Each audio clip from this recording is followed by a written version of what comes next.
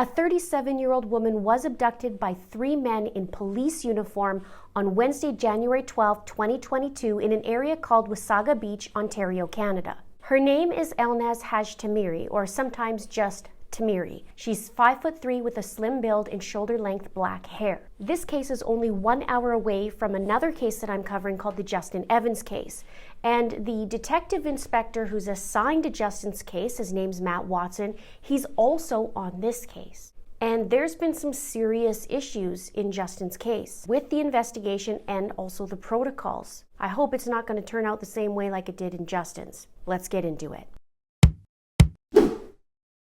Elnaz Tamiri was staying at a family's house in Wasaga Beach, Ontario. And on January 12th at around 8:32 p.m., the OPP responded to a report of an abduction from a residence on Trailwood Place in Wasaga Beach. The 3 men wearing police officer uniforms told the homeowner that they had a warrant out for Elnaz's arrest. 3 males described as black males wearing police-issued gear had attended the residence, identified themselves as police, and advised the homeowners that they had a warrant for the victim's arrest. Neighbors told Global News this critical detail last week, but officers remained tight-lipped, only releasing the critical detail about the suspects wearing police gear today. Why did you choose to release that information now? Before we go public with any information, we want to make sure that we've analyzed it, we've looked at it, we've compared it to other things we know, and we want to make sure that we're absolutely right in everything we're putting out. According to Matt Watson, he said the homeowner became suspicious, at which time they overpowered him and abducted the victim. The men are described as 3 black males, and they brought Elnaz out of the home barefoot, and she was screaming, and they threw her phone and her watch into the snow, and they stuffed her into a white Lexus RX. That was caught on video.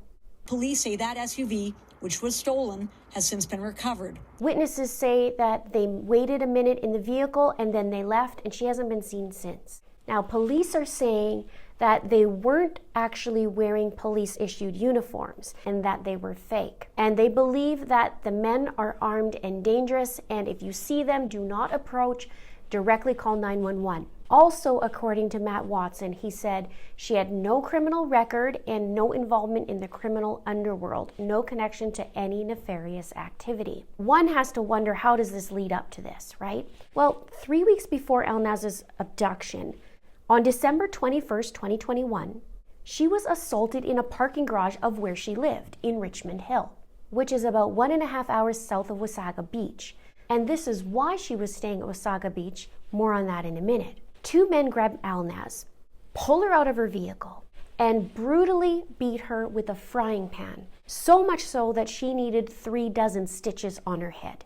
Here's where it gets further interesting. Before that garage attack, Elnaz returned her vehicle at the end of her lease for an inspection, but 2 tracking devices were discovered on it. And those tracking devices were turned over to the police, and then Elnaz bought the vehicle. After Elnaz was attacked, the police seized her vehicle to investigate, and they discovered another tracking device on it. Police then told Elnaz to find a safe place while they investigated. Her cousin said she was terrified, scared for her life. She was told to go to a safe house where she could stay until she figured out her next step. That's when Elnaz went and stayed with her family in Wasaga Beach, and the vehicle was with her. But according to a statement from the family, there's no evidence of a tracker being on the car when she was abducted in January. You might be wondering if the men in the abduction are the same as the men in the parking garage and if they're connected. Well, according to the family members, they said, "We don't know. We do know that from the little information we have, the identity of the men was different. It was not the same men that had attacked her versus abducting her, but that's really all the information that we have." Now, Elnaz's parents are said to be besides themselves with grief.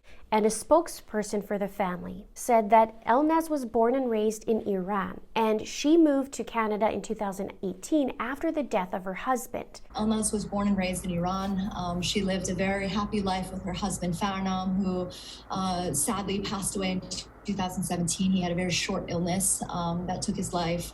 It was devastating for Elnaz. Her relative says that Elnaz built a school in Iran in her late husband's name before moving to Canada to start a new life in 2018. Elnaz loves Canada and was said she was living a quiet and peaceful life, living in her Richmond Hill home until she was attacked. She lived in this apartment building near Highway 7 and Yonge Street in Richmond Hill, where the family says on the evening of December 21st, just 3 weeks before her abduction, Elnaz was attacked by two men in the parking garage of the building. The family says police were notified and the suspect vehicle was later found. It too had been stolen. A spokesperson for the family said Elnaz was a kind, warm, peaceful person. There's no evidence for us to believe that she would even know or affiliate herself with anybody that would be involved in criminal activity. And we can say for certain that she certainly was not. It's also a very disturbing case because Elnaz is not involved in any criminal activity. Elnaz was working on building a cake-making business, and her family said that this is a woman who is very gentle. She baked cakes, she made wine, she was not involved in anything. She was very much living a quiet and peaceful life and just looking for some peace in her life. And the family addressed her abductors and said, just please let her go. If you spent enough time with her, you would understand she's a wonderful, kind, warm, educated, charitable woman. Just please drop her off, no questions asked. We just want to see her come back alive. She doesn't deserve this, nor does her family. Look at her photos, look at her face, see if you recognize her. If you have any leads or tips on suspicious activity on seeing anything on the scene, if you've got camera footage at home that might have captured even a glimpse of this activity, please share that with the police. Call the tip line, call OPP, share whatever information you have. They said, we believe Elnaz is still alive because we have no reason or evidence to believe otherwise. And they took her alive. And that's something that's very important that we want to kind of keep in mind. Police launched a dedicated tip line, which you can call at 1-833-728-3415, or you can leave anonymous tips with Crime Stoppers, and I'll have that in the description box below. Police also created the hashtag #BringElnazHome. Please share that and use that hashtag, and also put that in the comments below. Now, one other tip, it says if you're concerned when you are approached by an OPP officer, you can call 1-888-310-1122 and verify their identity. You can request their badge and their police identification, and it also states in a news release, it says, look for inconsistencies in the officer's uniform. Uniformed police officers wear insignia related to their police service and have strict dress code standards. It says some officers and off-duty officers do not wear uniforms, but they should be able to provide you with the name of their service and detachment, badge number, and rank without hesitation, and produce their badge and police identification. Have you heard about this case? I know a lot of Canadians don't hear about that in the news. Let me know below. Please share this out. Somebody may recognize her. Please subscribe if you haven't done so already, and please like. Thank you so much for watching. See you soon.